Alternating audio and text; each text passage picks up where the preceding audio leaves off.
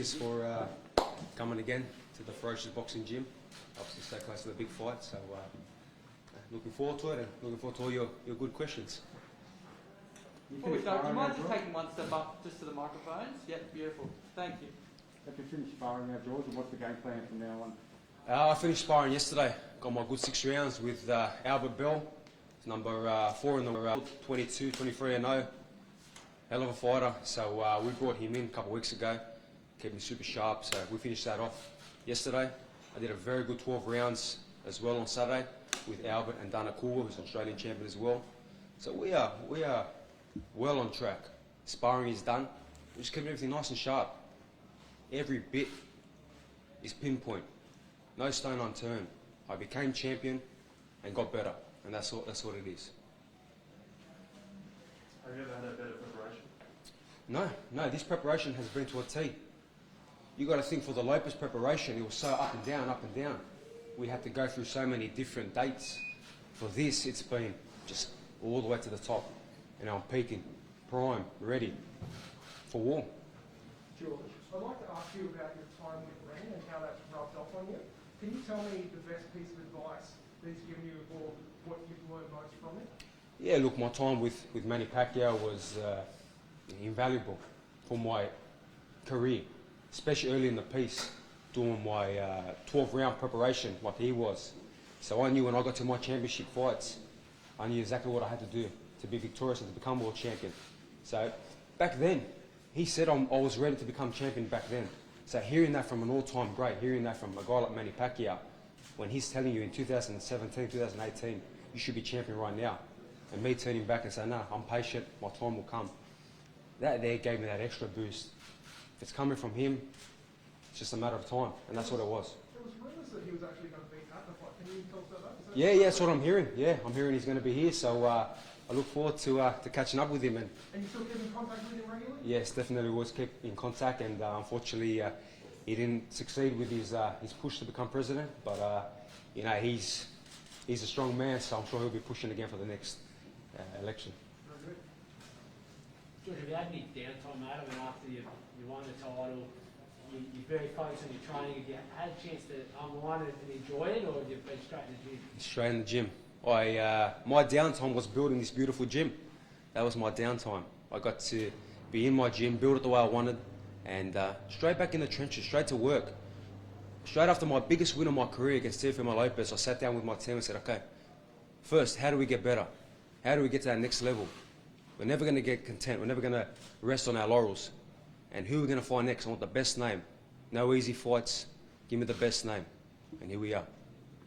What are some features of the gym, mate? Can you point out any? Look, it's a beautiful gym. You know, the lighting. We just put up that beautiful Ferocious Boxing neon sign. The ring, the bags, you name it. It's a great place, but it's a private place. This is not open to the public. Obviously today we got you guys here, but this is where we put in the hard work. And that's the way I want it. I want it hidden away. That gate is closed, that door is closed, and we put in the work, blood, sweat and tears. That's what we've been doing for the last whole time since this has been set up. George, so much of your career has been in anonymity. Like, have you enjoyed sort of the support? Like, has it been different preparation with all the interest from us and everyone else? Yeah, it's great to have the media here, finally getting the support and getting the backing from you guys. I embrace it, I'm very humbled by it, and you know, I'm champion of the world, so you know, I'm sure you guys have to be supporting me. So we're going to continue this journey. This is going to be another great victory. Like I said, I've left no stone unturned. I'm ready for a fight. I'm ready for a war. So whatever he brings to the table, I will bring everything better than him, and I'll win this fight. And again, this journey not only continues for myself, but continues for all the great media here in Australia. These are the big fights coming to Australia, and I'm truly humbled to be, you know, the face of Australian boxing and to be bringing these big mega fights to Australia. So you're ready for war. What have you got in store for him? Everything that he hasn't seen. I'm ready for a fight, and I'm sure he's ready for a fight, but I'm ready for a war, and he ain't ready for a war. Everything I do better than him, and he will find out June 5th. He calls himself the dream. How badly do you want to ruin his dream? Yeah, it's just a dream for him. I'm reality. I'm a nightmare.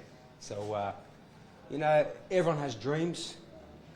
I had a dream to become champion of the world, but unfortunately, most of the time, a lot of dreams don't come off.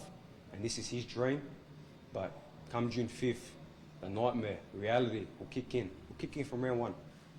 We recently posted a video Devon celebrating your win over Logan. Yeah, I found it very funny. Very funny. I waited for the right time. I've had that video for many months. You know, I find the way I look at it is he's celebrating a foreigner's victory. Now, I thought he had a $10 million fight lined up with Teofimo Lopez. Or was he that terrified of Teofimo Lopez that he was happy that I won? It is what it is. I just put it out there just to show the world, you know, and to show his people that this guy's celebrating a foreigner winning, but it is what it is. And I've got a few more tricks up my sleeve, and you guys are going to have to wait for the press conference, and Devin Haney's going to have to wait for that as well. George, can I ask you about your training specifically? I've heard that you do a lot of really heavy weights, heavy squats. If boxing trainers will say this is, you know, will slow you down. How do you make sure that you stay sharp and don't get slowed down when you're lifting those heavy weights? What do you do?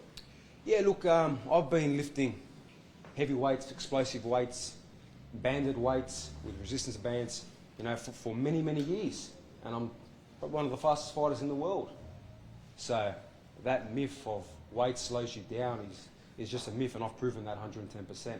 This preparation, especially the first 8 weeks, as soon as I got back after the Lopez fight, myself and my strength conditioning team, we went through hell. We pushed so much solid weights, numbers that I've never done before in my career ever.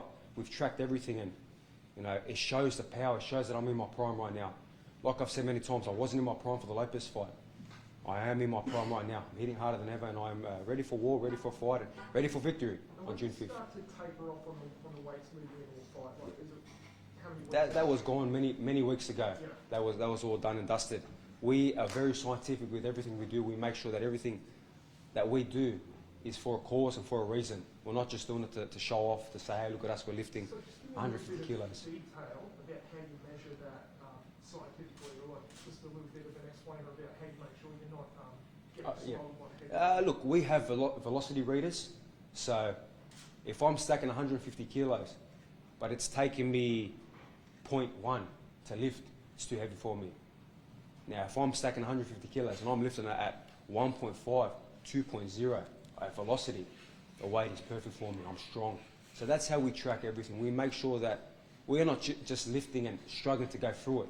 We make sure the speed is there, the explosiveness is there. And that's why I'm the most explosive fighter.